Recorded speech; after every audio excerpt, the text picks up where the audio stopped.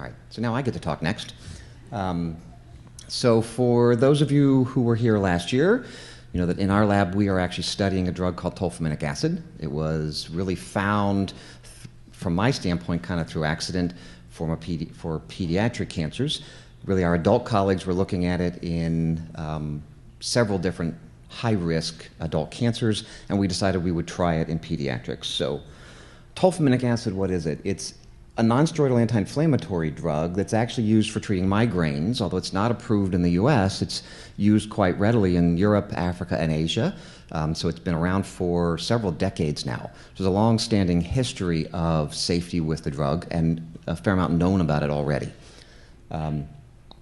It has been shown now for the last almost 7-8 years to have some anti-cancer activity. However, unlike a lot of the non-steroidal anti-inflammatory drugs that are being used, it's working through COX-independent mechanisms. That's really what I'm going to talk about a little bit now. What it does primarily is downregulate a group of proteins called specificity proteins. These are nuclear regulators. We'll talk about those next. Specificity proteins are transcription factors. They follow the zinc finger motif of binding proteins. They attach to areas of DNA and help the genes produce much more protein of whatever they're planning on producing through their upregulation of messenger RNA. The three that have been identified as regulating several oncogenes is SP1, SP3, and SP4. And SP1 seems to be the most important of these. It's very highly associated with aggressive tumors and poor prognosis in several adult studies that have been shown so far in breast cancer, in colon cancer, and in pancreatic cancer. The potential targets, because this is something that could be potentially targeted, our adult colleagues did a small molecule assessment trying to find drugs that would actually specifically target SP proteins. And that's where they came up with tolenfenic acid as a potential target drug. So survivin, this comes into the play as well because specificity proteins, especially SP1, upregulate survivin. And survivin belongs to this group of proteins called inhibitors of apoptosis, meaning they stop the cells from being able to go into programmed cell death. So they're highly expressed in most human tumors. They're absent in most normal tissues. So they're another easily targetable, it's an easily targetable molecule. It seems to increase chemotherapy resistance in most cancer cells, and it's distributed. This disruption of survivin can allow cells to go into the pathway of programmed cell death. So SP proteins regulate survivin very strongly. So neuroblastoma, we took several of our patient tumor samples to find out whether or not SP proteins are elevated, and SP1 especially was found to be very increased in the tumor samples that we tested. We would like to get enough tumor samples to find out whether it's correlated with outcome and whether it's correlated with aggressiveness, but that actually takes quite a few samples. But at least in the aggressive tumors we've been able to assess, we've seen high regulation of SP1 protein. So with that, we then went through cell viability assays using tolenfenic acid to find out whether it would affect the tumor cells. And as you'd like to see, in a large group of neuroblastoma cell lines, you get both a decrease in cell viability with increasing dose, but also a significant change over time. So the drug affects the tumor cells to downregulate the cells both by dose and time-dependent mechanisms. So that's great. So we also then wanted to go ahead and look at whether or not we get the same markers that it's supposed to be following, and both the SP proteins themselves and survivin are decreased both with concentration and with time. If you look at the protein levels here, along with how the cell viability assays correlate with time as well. And this we've already published. So what else does it do? So another marker of cell death, the caspase pathway.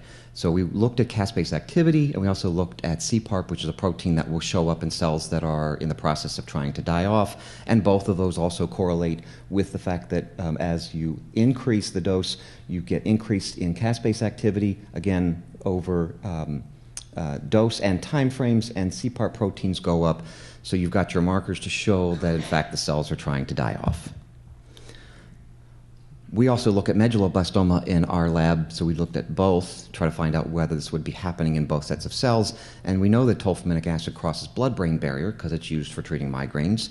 So we thought it would be helpful to make sure that any particular tumors we might want to test would see the same effects. And again, we get the same dose and time-dependent decrease in cell viability in the 2 cell lines that we have for testing for medulloblastoma. We also were able to grow medulloblastoma cells in mice and treat them with tolenfenic acid. So after tumor cells grew to a sizable tumor within a mouse, you then start treating the mice with tolenfenic acid or nothing and find out what the difference is between the 2 sets of animals. And so in mice who were given tolenfenic acid over a 4-week period, their tumors are significantly small compared to those that received nothing. Well, that's great, but we all know that single-agent drugs are not as likely to be very effective. And in this case, a drug that has different effects. Our goal was to find out whether this could be combined with standard of care therapies to find out if we can get an improvement over what we already do. So we started doing a screen of different cancer agents to find out which ones might have some effect on what that tolenfenic acid might have as an additive effect. So in neuroblastoma cell lines, adding irinotecan with tolenfenic acid, you can see that we get improvements over, again, dose ranges as well as time ranges with an increase. There are differences between different cell lines, which points to the fact that they don't all respond the same. We did the same thing in medulloblastoma cells, and again, in some cases we get only small additive effects, but in others we get somewhat better additive effects with irinotecan. We checked temozolomide, another drug that we use very frequently, especially in early phase trials. And here you see somewhat better results. Temozolomide is a little bit more effective in more of the neuroblastoma cell lines. But again, adding tolenfenic acid with it, we get an additive effect. Medulloblastoma, similar things, but again, not quite as good of an effect. These cell lines are not as effective with temozolomide as neuroblastoma cell lines are. So we tried topotecan as well, another drug that we use very frequently. The active component of topotecan is hycamptine, and so using hycamptine with these cells, again, we get an additive effect. Even with low levels of hycamptine that's not causing significant effect, adding tolenfenic acid starts to give a much better effect with the 2 combined. Same thing with medulloblastoma cells. Here, topotecan is giving a little bit better effect, so we don't see quite as good a response combined, but in some of the cell lines we do get a very nice curve to show combined effect of the 2 drugs. And some people like to see dot plots. So for those of you who are not used to these plots show cells in this lower left-hand corner are those that are alive. If they're dying, they start to move over here, and they should move up into the upper right-hand corner in that direction. And so in this case, we have a fairly large amount of control cells. In cells that are treated with both topotecan and hycamptine, we get a much larger dose, and over time, we get an even bigger amount. So we start to see almost additive effects of the 2 in medulloblastoma cells. Medulloblastoma cells are actually kind of hard to grow in culture, and there aren't very many good primary cell lines for use. We actually were able to create one ourselves, and so in our own cell line that we've created from a patient's tumor sample, we did see similar effects and actually somewhat better effects than the actual cell lines that are out there for purchase. So in a primary cell line, we've been able to get the same effects that we're looking for. So tolenfenic acid's mechanisms. As I said, it's a nuclear protein. It attaches and regulates many different genes. So there's somewhat ubiquitous information coming from SP proteins.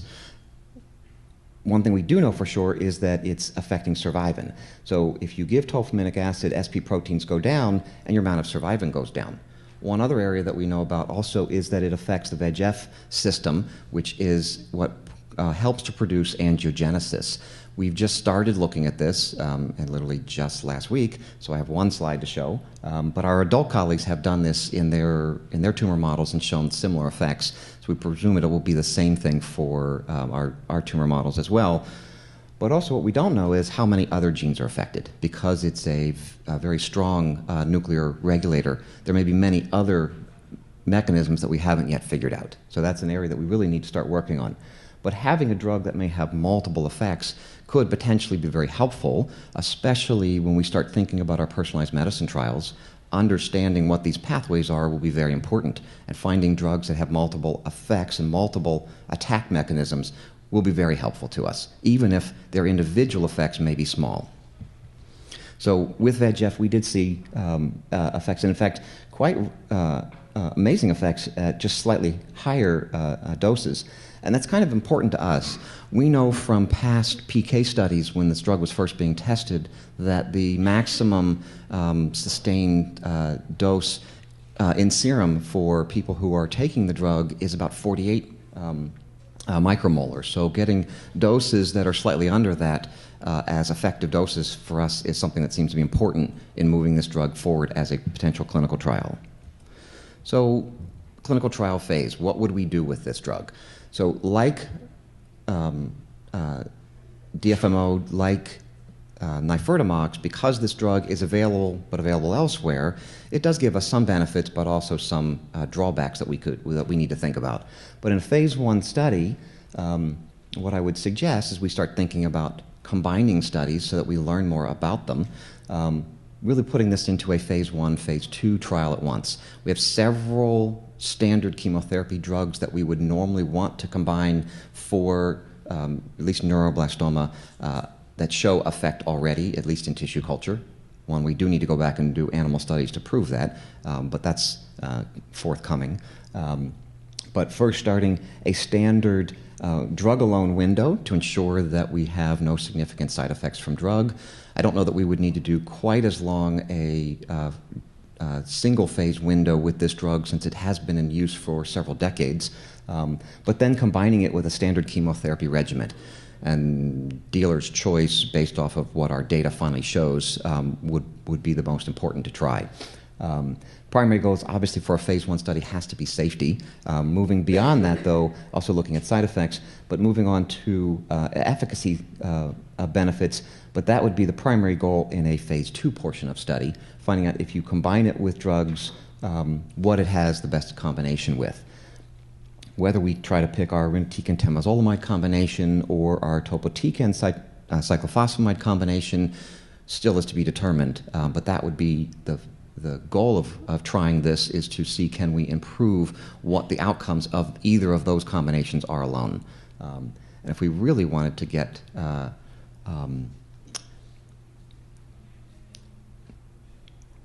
pumped up about it, better way to look at it, would we try to do a randomized trial of adding this drug to known relapse therapies, either one of them, to find out which one might be better? Now, there are benefits and drawbacks to this type of model and this particular drug. Pros, it is a drug that's already been in use, and it's got a long-standing history of safety. So we benefit from the fact that it would be fairly easy to get an approval, even though it's not approved yet in this country for use. It has a very low toxicity profile. Compared to most other NSAIDs, it has the lowest GI toxicity of almost all the ones out there, which is a big concern for a drug you have to use on a routine basis. It has very few other effects that have been listed in its side effect profile, so that's quite helpful. Ease of delivery, it's given in the adult trial that's currently ongoing as a twice-a-day medicine. Not 100% sure we need that. Don't really know the dosing. In our mouse model, we're able to give it once 3 times a week, and they still get a significant effect just from drug alone in an orthotopic tumor model, given so infrequently. So we would need to find out whether or not that's even necessary, but either once or twice a day. Some of the problems with it is, because it's an existing drug elsewhere, there's really no company shopping this around for trial. So we'd have to pay for the drug, and that's not an insignificant setup for us. You have to buy, the only company that I can find so far that I've been in talks with really wants someone to buy it in a very large quantity. So you have to buy all at once, though at least the drug itself has a fairly long half-life from a stability standpoint. You could buy a fairly large amount and keep a trial going, hopefully, for quite some time.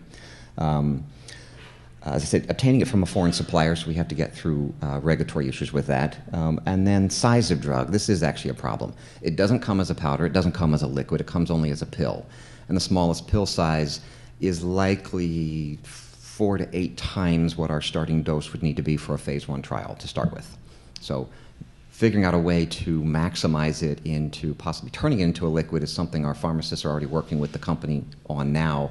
If we get a dose, a pill size, can we turn it to some kind of a liquid that day that can then easily be measured out by parents? So that's the trial design, and obviously I want to thank a lot of people. So our lab in Orlando, most of the people work with it, along with Giselle, because she's helped us a lot. She gave us a lot of the startup cell lines in neuroblastoma. Funding is extremely important. That's always the drawback to what we do in the lab and trying to get things done. It's actually why we have more medulloblastoma data. We've had better funding for medulloblastoma than we have for neuroblastoma. Haven't been able to get the orthotopic tumor model in mice yet for neuroblastoma, but hopefully that's coming soon. Both our hospital and our cancer center, which have been extremely helpful in getting stuff going for us as a non-academic institution. It has been an amazing journey for us. And really, I want to thank all of the families, all of the patients for allowing us to become part of their families. Thank you.